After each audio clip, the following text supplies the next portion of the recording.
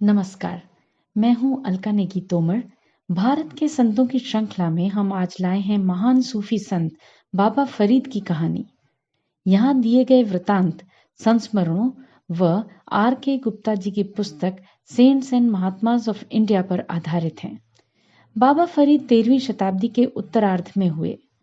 वे बेहद सूफियाना मिजाज के थे। बड़े बड़े संत और फकीर उनकी संगत में हाजिर होने पर खुद को धन्य मानते थे।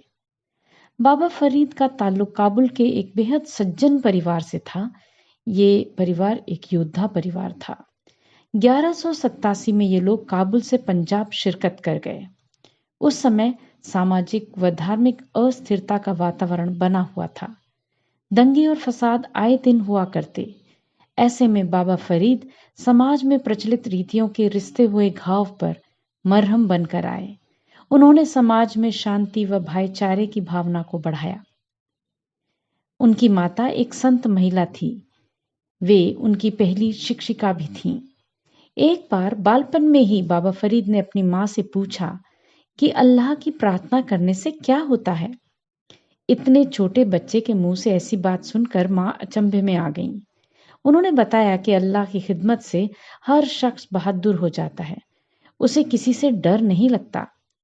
बालक फरीद ने निर्णय लिया कि वे अल्लाह ताला की खिदमत से न केवल खुद बहादुर बनेंगे बल्कि बाकी लोगों को भी बहादुर बनाएंगे। बाबा फरीद की माता ने उन्हें ईश्वर से प्रेम करना सिखाया। माता उनके तकिए के नीचे चीनी की पुड़िया रख दिया करती और उन्हें समझाती कि ईश्वर जिनसे प्रेम करते हैं उन्हें चीनी देते हैं। इस बात का प्रभाव बालक फरीद पर इतना गहरा पड़ा कि उनका स्वभाव चीनी के समान मधुर हो गया। अतः उनका एक नाम फरीद गनशकर भी है। शुरुआत में उन्हें केवल कुरान का ज्ञान दिया गया। पाक कुरान से ही उनमें ईश्वर से एकात्म हुआ। परंतु उनका प्रेम केवल कुरान तक सीमित नहीं रहा। वे अपने गुरु के साथ मक्का और मदीना भी गए। वहां से लौटने पर वे सूफी संत कुतुबुद्दीन जी से मिले।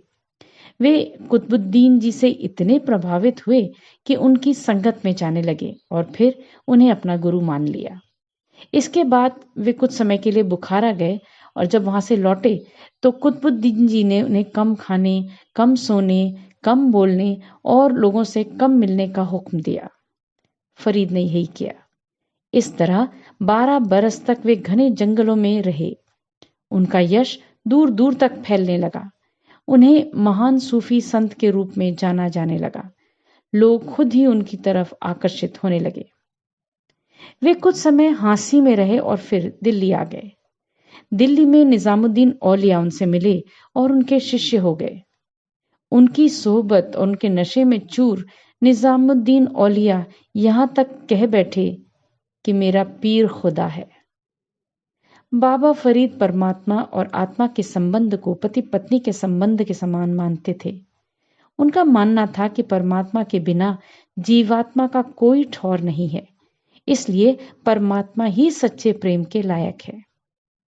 बाबा फरीद की बोलियां गुरु ग्रंथ साहब में भी संकलित हैं। बाबा फरीद अपने मीठे स्वभाव व प्रेम से पगे बोलों के चलते समाज में प्रेम, शांति व तरक्की का रास्ता दिखा पाए। उम्मीद करते हैं कि उन्हीं की प्रेरणा से हम आज भी प्रेम, सद्भाव व शांति से तरक्की करें। आज के लिए इतना ही। जल्दी मिलते हैं एक नई कहानी के साथ। धन्यवाद।